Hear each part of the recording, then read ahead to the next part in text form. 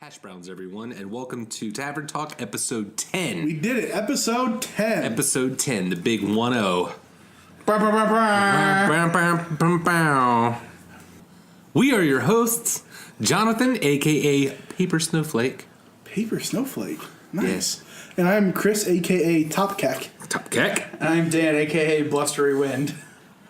Blistery wind? Blustery. Blustery? Blustery. Is that a word? Yeah, what's going on outside right now?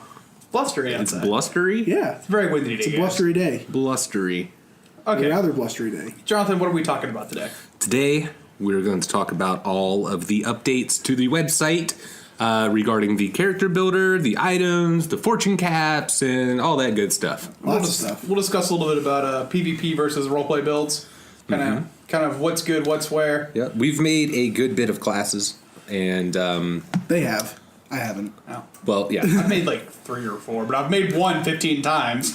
I made all the meals, Yep. Breakfast, lunch, and dinner. and I made brunch today, Word. and I forgot to make those private classes. Ooh. But they are private now. I am very sorry for that. Oh my god.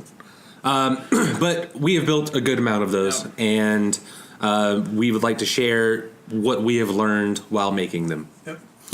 Oh, also, I'd like to apologize if anyone been looking for me. Work has kept me incredibly busy lately, so I haven't been on the Yeah, website or anywhere. You need to kind of drop off the face of the earth for a little bit. But I'm back, hopefully, for a bit. So Welcome back, see where that Chris. goes. Thank Welcome you. back.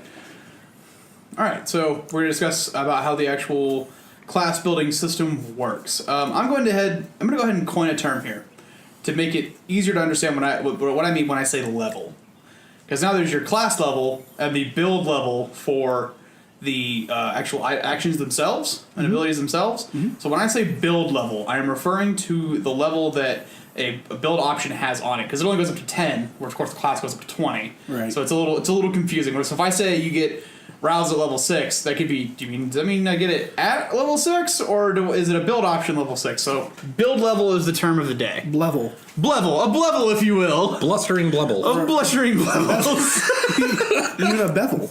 Okay, so the way the class building system basically has been laid out, and this also applies for treasure and races, but we're going to talk just about classes right now, is that each action has a build level attached to it, and it's 1 through 10. And as you know, when you are building classes, you get the ability at the build level squared. So the way that is going to work, as far as the dividing up into 3 sections, you can't have any ability that chews up more than 1/3 of your total experience, and you can't have any section that has more than half of your experience in it. So as you're building your class, you're basically adding abilities in that you'll get at certain XP as you level. And it's got to obey all those rules, and there's a couple other rules. There are a couple of them, but you can read them on the site when you actually go to build your character. It'll have class building rules. Click on it, it'll drop down, explain all that. And the majority of it's already built into the builder. That is true. Yeah. It won't So- let you do things you can't do. Yeah. Exactly. Yeah. So if you start building a ton of combat actions will no longer be available, and instead it will show passive And or narratives. narrative abilities. Yeah. So you don't need to worry about that too much unless you want a very specific action. Yeah. Like dodge. Dodge is a very high level It's combat level is ability. 10. Yeah, it's a very high level combat ability. So in order to get that, you're going to need to plan around. Yeah, you're going to want to pile in the narratives and passives early so you have enough experience Right. available to you when you do get to the point where you can afford it. Right. So at some point you may. Okay, so say from level 6 to 8, you're not going to get any more Combat actions. But then at level 10, You can pick up that dodge. you'll be able to pick up dodge. So Depending on the modifier, that's Yeah. another big thing you need Yep. to keep in mind. Here's a good tip: before you start building your class, be familiar with the triggers and modifiers. yep, because those will add or subtract from the build level of the action. Right. So stuff like avenging is a -2, but as a condition, of course, you have to be hit in order to be able to deliver it. It's basically the new version of retort. Right. It's just less broken. But if it can you put that in, so it also allows for you to upgrade. So let's say you're level 1, you really want pin, or let's say you're level 1, you really want slow. You can get it as a ritual slow, which takes forever, and it's not great. But eventually you'll be able to upgrade it, and it'll cost less than buying it flat out at spell. And you'll get to have it earlier. So and I actually find when I'm building classes, I'll pick up the ritual versions of stuff super early on, so that as I'm building it along, I don't have to remember. I can just go upgrade that, which is really a helpful tool. Not to mention, it gives you some role play as your character. Like, It's true. especially like as a caster, it's like, all right, I'm doing this ritual, and now I've gotten so good at it. Yeah. that I can just kind of be like, oh yeah, that, blah, and like throw it Yeah, somewhere. keep a logical progression. Thad actually did a video tutorial on how to build a effective class. Yep. So definitely check that out. It's on YouTube. I'm not sure where else he posted it. Maybe on the Facebook page. I think there's a link on the Facebook page. Yeah, so check out the Facebook page. Watch that if you just cannot figure it out. It's definitely helpful and it'll inspire you to make some more flavorful classes. That does kind of handily lead into building as a low level versus building as a high level. Because as high levels, we don't need the progression in the class at all. Well, we've already played those levels. Unless we want to make it public. Right. Which kind of makes me wonder if moving forward, the hardcore power gamers who are more than happy to spend the karma to make two versions of a class, one with progression, one that gets stuff super early at like... So to take dodge is another good example, or keep you some dodge as an example. If I built progression into Rune, I wouldn't get dodge until 15, 16. But if I don't build them, I get it at 10. Right. So that's going to be a consider. Because then also dodge removes the need for almost everything else, all the other curatives, because it misses.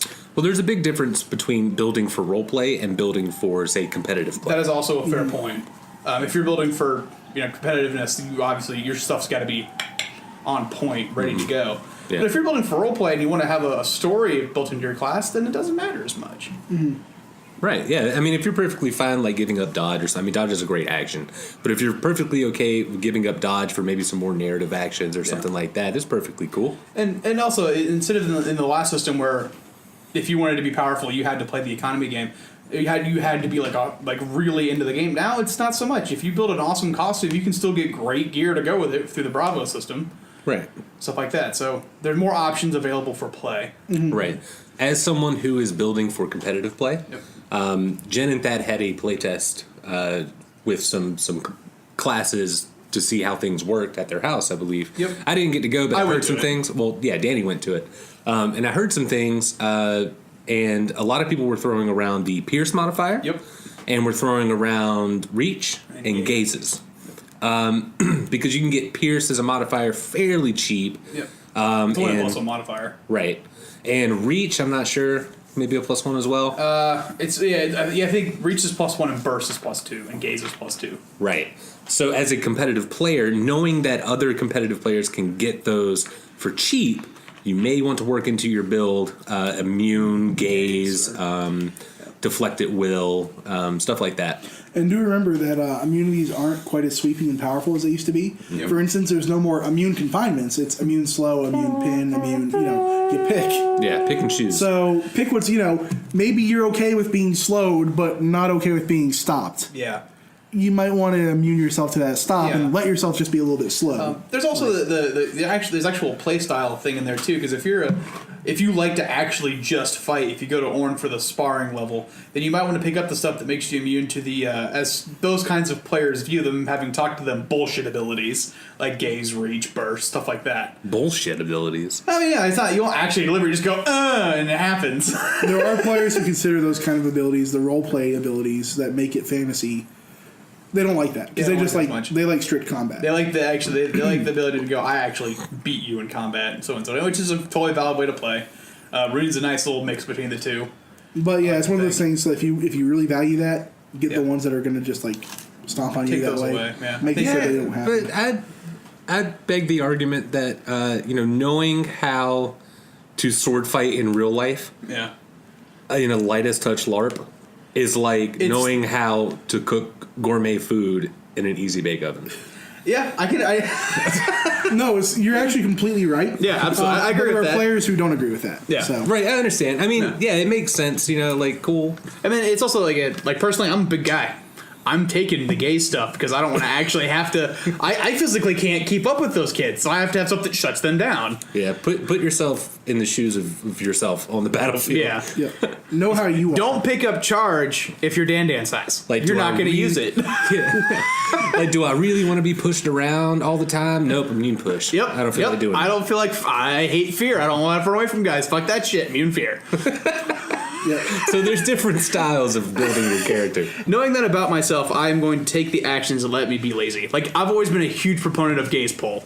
Yeah, I'm not chasing your happy ass down. You're coming to me. Oh man, I'm gonna get reflect just for that. I'm looking forward to all the gaze duels that are going to happen in this season. It's like people just like gazing at each other. Who has the stronger eyes? Very French. But yeah. Je ne sais pas, je sais no words. But anyway. Would be cool if there was an action called Blind. Where they... There is. It's called Dazzle. Yeah. Oh, shit. Yep. Dazzle. Yep. That's a throwback to the first podcast where we didn't know what Dazzle did. Yeah. Yep. That's true. And now he does. We should make a build Now he called does. Dazzler. Now we do. There should be a build called the Dazzler, which is just an anti-gaze.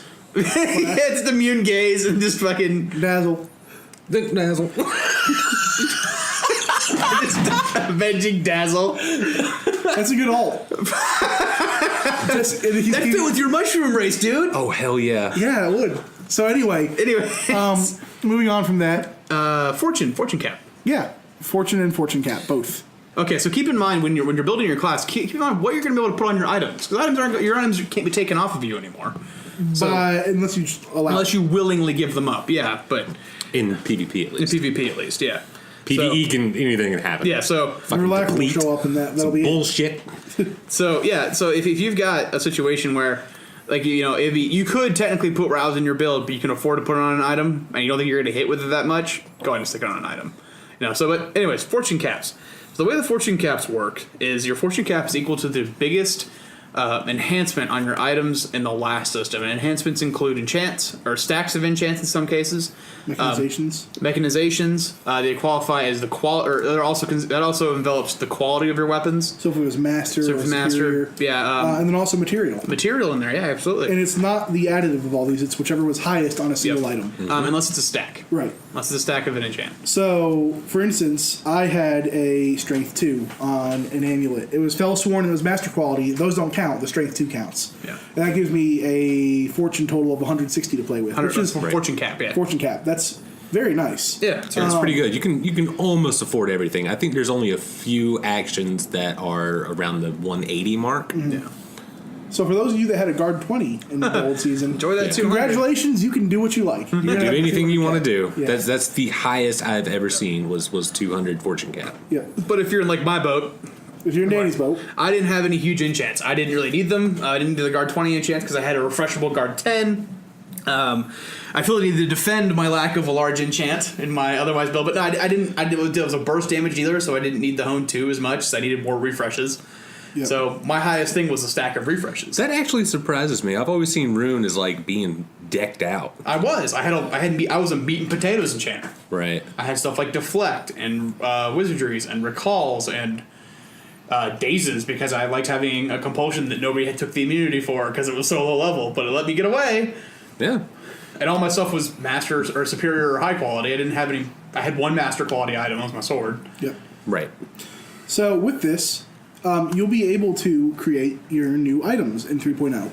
So the way it's going to work is you have your total fortune and you have your fortune cap. Yep. Your total fortune is how much gold total you have to play with across all your things. Not gold. Well, it's fortune. Yeah. Yeah. Value. More value. Value. Yeah, that's the word I'm looking for. Value. How much value you have total to play with. Your cap is how much each individual property that goes onto an item can be, maximum. Right. So it's not saying that you can only have a weapon worth 160. No, it's each property of that weapon can only be worth up to 160. So it could be master quality and adamant and have a stack of enchants worth 160 or less, in my case. And then, keep going on like that. Yeah, an example of you don't have to be super bananas high cap to have a dope weapon. No. Because my sword will be master quality, adamant, it'll have the infusion of adamant, which will be an enhancement. And it'll have probably some kind of damage action on it. I think got 3 hits out of that 48 cap. Right. So you can have cool stuff with a not huge cap. You just can't have stuff like dodge.